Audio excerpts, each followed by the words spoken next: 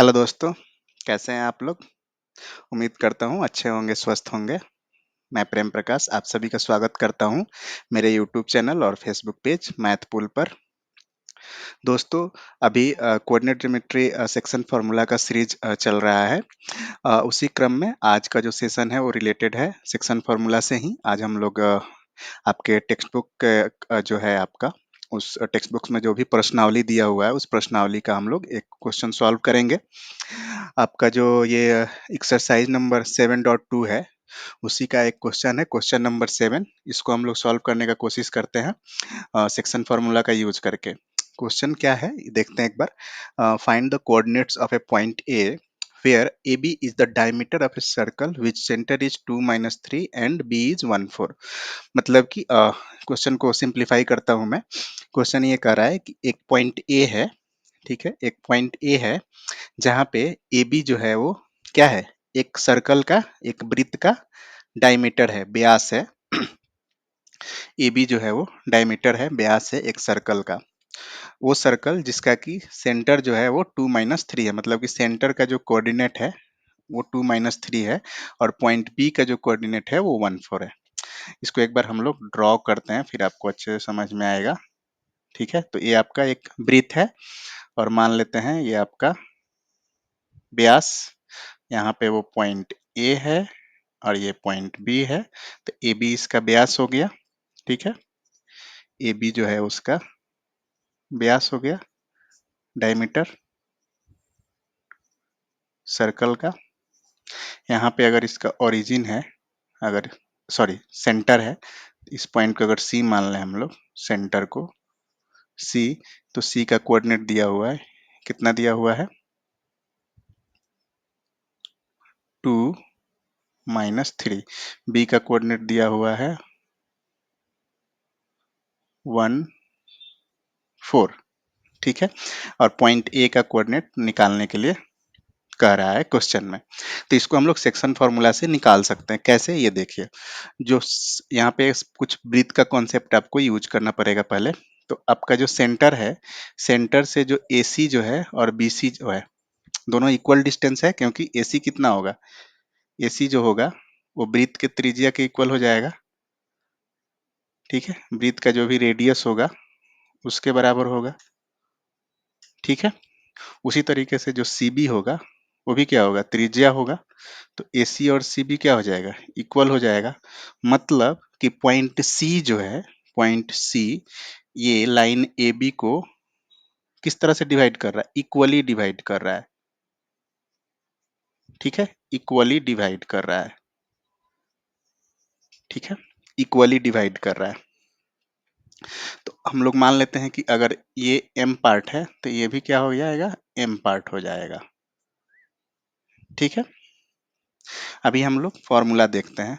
अगर इसका कोऑर्डिनेट हम लोग x1 मान लें और इसका y1, ठीक है, तो फॉर्मूला लगाते हैं हम लोग, ठीक है। या फिर मैं अभी इसको n लेके ही चलता हूँ, फिर फॉर्मूला में हम लोग यूज करेंगे इसको, ठीक है। तो m इक्वल टू कितना हो जाएगा, सॉरी और यहाँ पे हम लोग फॉर्मूला से देख रहे हैं, तो अगर c का पॉइंट एक्स वाई अगर मान लें, ऑलरेडी दिया हुआ है 2 - 3 x का वैल्यू और 2 y का वैल्यू।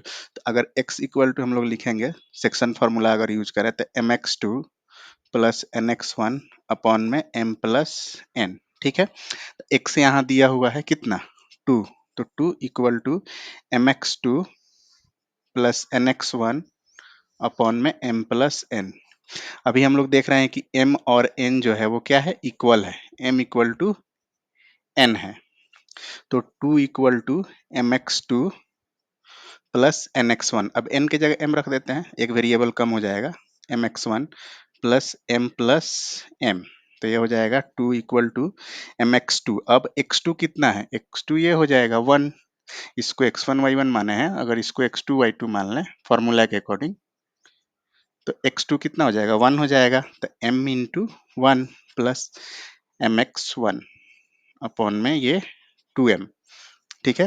तो 2 इक्वल टू हो जाएगा ये m plus mx1 equal to 2m। तो ये हो जाएगा, m कॉमन अगर ले लें तो 1 प्लस x1 इक्वल टू हो जाएगा 4m, ठीक है, इधर ये क्रॉस मल्टीप्लाई कर देंगे तो ठीक है। तो अभी इसको इक्वेशन 1 मान लेते हैं और इसको इधर लिख देता हूं मैं इक्वेशन को। एक और इक्वेशन अपने को मिलेगा, तो ये हो गया m into one plus x one equal to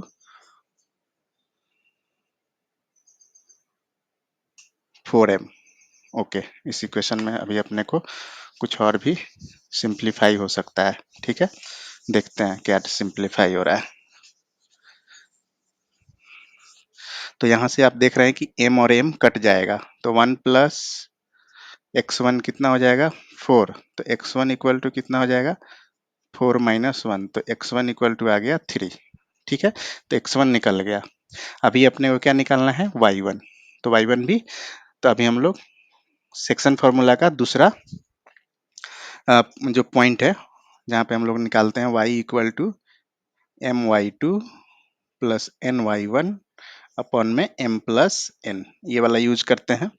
तो y कितना, y minus 3 equal to m को m ही रहने देते हैं, m y2 कितना है 4, तो 4 प्लस n के जगह m रख देंगे क्योंकि m इक्वल टू n है। कैसे आया ये, यहाँ पे मैंने बताया है कि कैसे आया है m इक्वल टू n।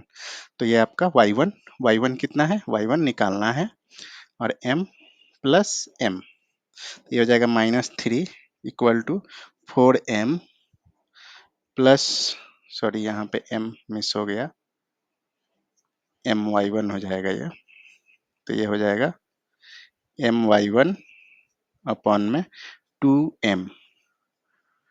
तो अगर इधर इसको क्रॉस मल्टीप्लाई करेंगे तो ये हो जाएगा -6 into m equal to 4m plus my1।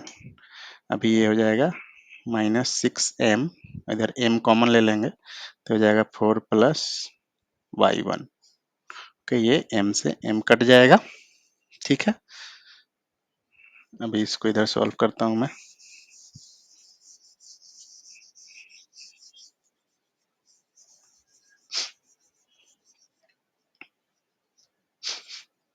तो ये हो जाएगा आपका -6 इक्वल टू 4 प्लस y1, तो y1 इक्वल टू हो जाएगा -6 माइनस 4, तो y1 इक्वल टू आ गया -10।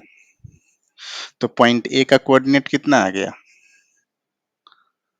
पॉइंट ए का कोऑर्डिनेट आपका आ गया, x1 आ गया था 3, y1 आया आपका -10। ठीक है, तो ये आपका आंसर हो गया।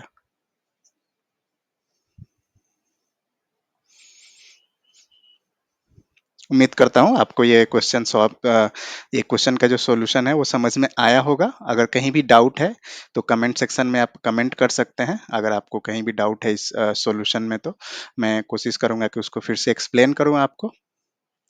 अगर वीडियोस अच्छा लग रहा है तो वीडियो को लाइक और शेयर करते रहिए, चैनल को सब्सक्राइब कर लीजिए। Thank you so much.